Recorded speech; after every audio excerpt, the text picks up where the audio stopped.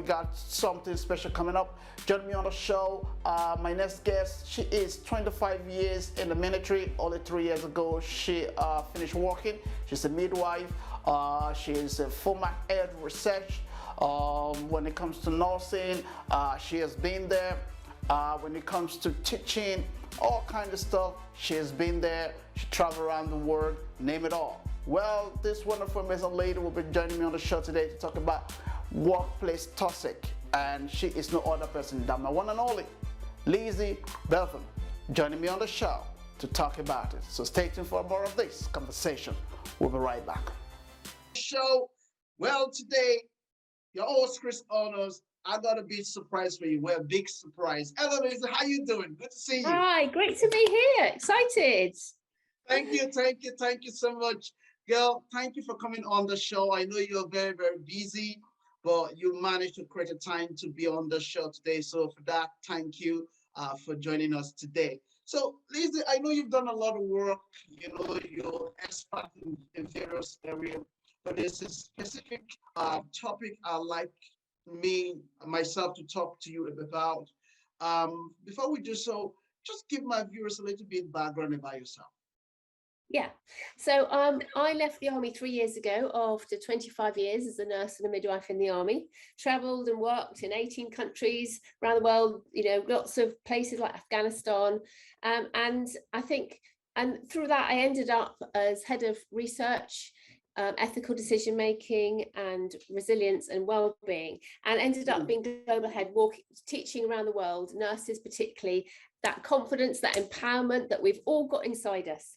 But my mission is to get rid of toxicity in the workplace, because now it's completely rife and it destroys lives. So now I'm a coach and a resilience specialist. So I go into businesses and deliver training and workshops and one-to-one coaching and group coaching with leaders to help them acknowledge they've got everything within them to be awesome.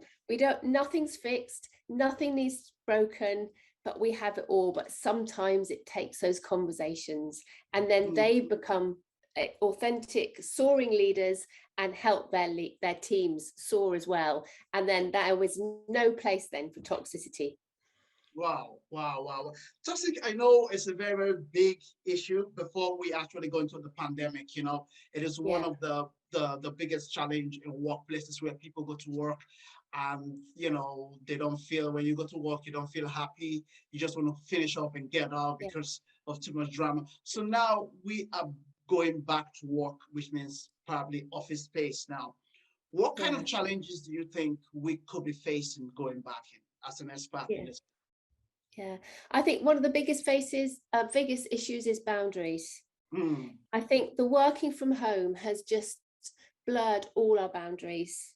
And that's one thing I think will be really positive about going back to work in the workplace, because there's much more separation then between physically going to work and physically coming home. So I think that's a great thing. I think also the other thing is that, you know, we've all got settled in working from home now, and it works really well.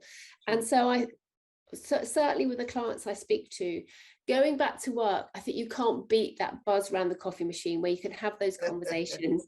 And as you get on Zoom or you get on Teams and you do your meeting, you come off another meeting, another meeting, another meeting. However, I think it's really important that in order to encourage everyone to go back to work, you've got to go back to work for a reason.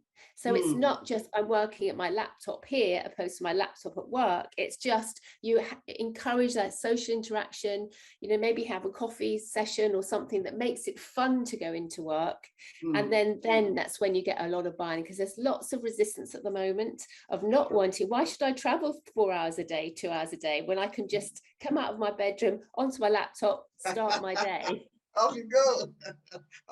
But you see, and that's great. So I think, you know, I think the hybrid's here to stay, where you get advantages of both worlds. And also coming from this pandemic as well, you know, do you think we would be able to go back to the same way we used to be back in the days before the pandemic? Or do you think there's going to be a lot of changes as to hours of work, friendship, you know, a lot of activities? Do you think there could be a lot of changes to all of that?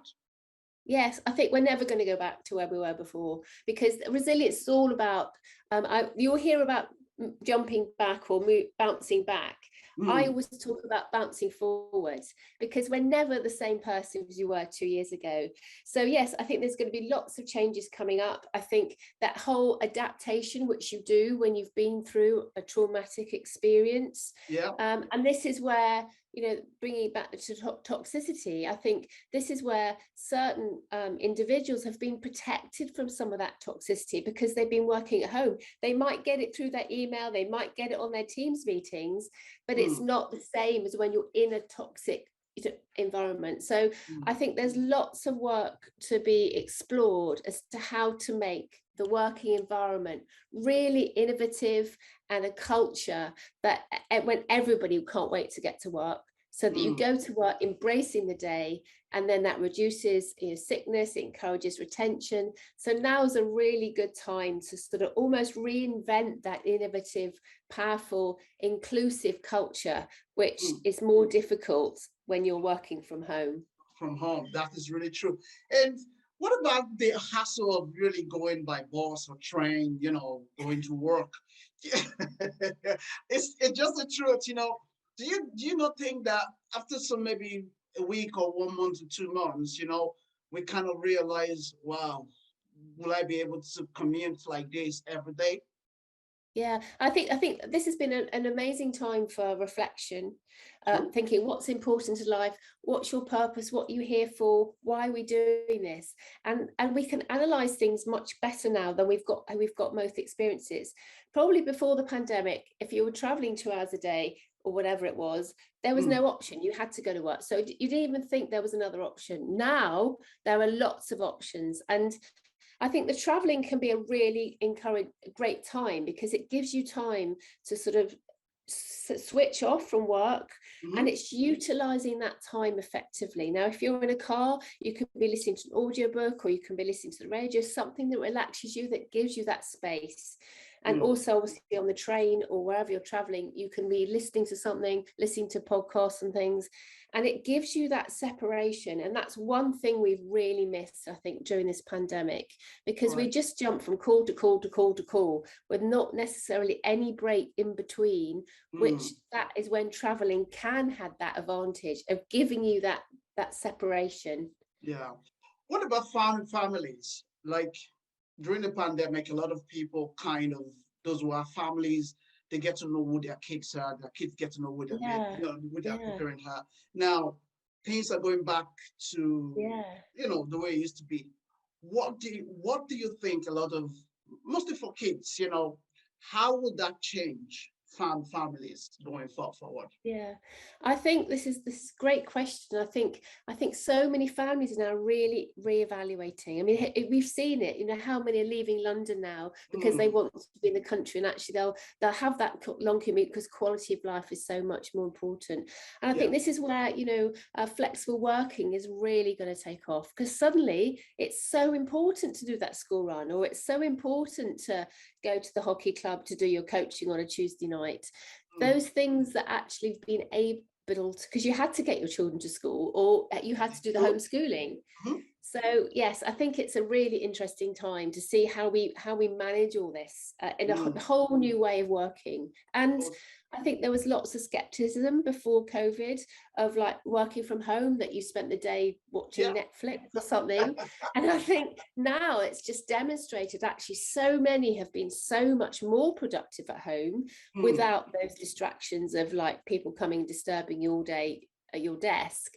So mm. I think it's a great opportunity to just get the best of both worlds. True. And one more before we let you go, and this is very educative as well that we're talking about it. Like most people are becoming more or less having new different kind of lifestyle, working from home, they can go to gym, they can do all the stuff, rotate themselves Mm. around.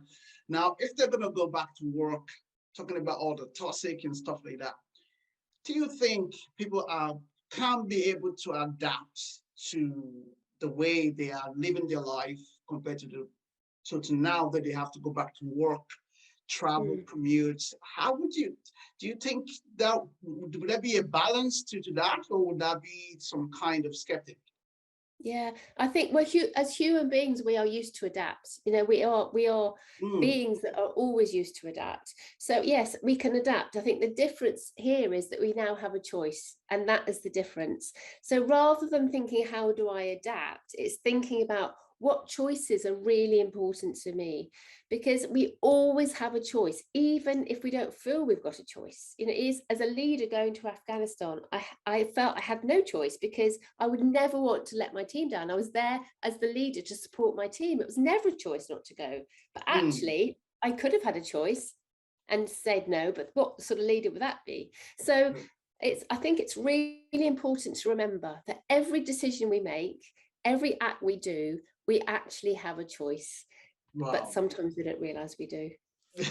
True. Sometimes we don't realize we do. Yeah. At least before we let you go, on your way when you were in Afghanistan, what is like for you leaving family behind? You know, going to a different country where there's, you know, a lot of crisis going on there. And what's like for you missing your family? Yeah, I think the biggest thing was stepping off the tarmac and thinking, right, not knowing if Mm, I was ever going to see my family again. And I had a 10-year-old daughter at the time. yeah. Uh, I think it's just part of this extraordinary bubble that you're in of making a difference. Mm, So we're all in the same boat. You know, all of us have left our families behind. So you get this incredible teamwork, cohesion, supporting each other, leadership, all that stuff, which just makes everything so much better. And I think, you know, generally you're so busy doing what you're there to do, that you have true. very little time to worry too much about what's going on at home. So yes, so it is. I mean, it's interesting because you're in a complete bubble doing what you do, which is so important. And yeah, I think and I've actually been deployed. I've left my daughter behind then, and I've actually been left behind when my husband deployed. And that's what my research was looking at the impact of military life on the family left at home. And honestly, I can think it's tougher being left at home, because you've got everything to deal with then, and you Mm. don't get the glory. You don't get the glory. But when you come There's back, a oh, you've sacrifice. deployed this, all this sort of stuff. So yeah, it's an interesting experience and such a privilege to have done it. Oh, wonderful, wonderful. Thank you for your service, you know, for all the Thank years. you. And you're back Thank you. home, settling down, doing something more different. So Yeah, amazing lovely. work you're doing. For my viewers who are home, we're watching you today. So if they want to I knew for viewers at home, Liz is doing lots of stuff. She has a lot of stuff that you will benefit from.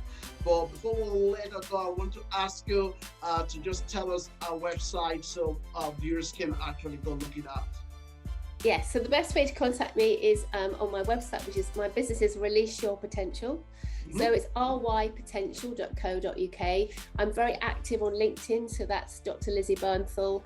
Facebook, you know, the usual ways. And I always give a free discovery session, and just because I really want to make a difference. So wow. Thank you so much for that. I love that last word you said. I really want to make a difference. And you put your own impact, you know, so thank you so much for coming on the show, creating the time for us. Viewers at home, this is all we have for you today on the Your Request Show. So make sure. All right, welcome back, everybody. This is where we're going to wrap the show for today, I'm afraid. Well, look, I promised you the full show will be on the Your Request Show YouTube channel. So make sure you check out the full entire program.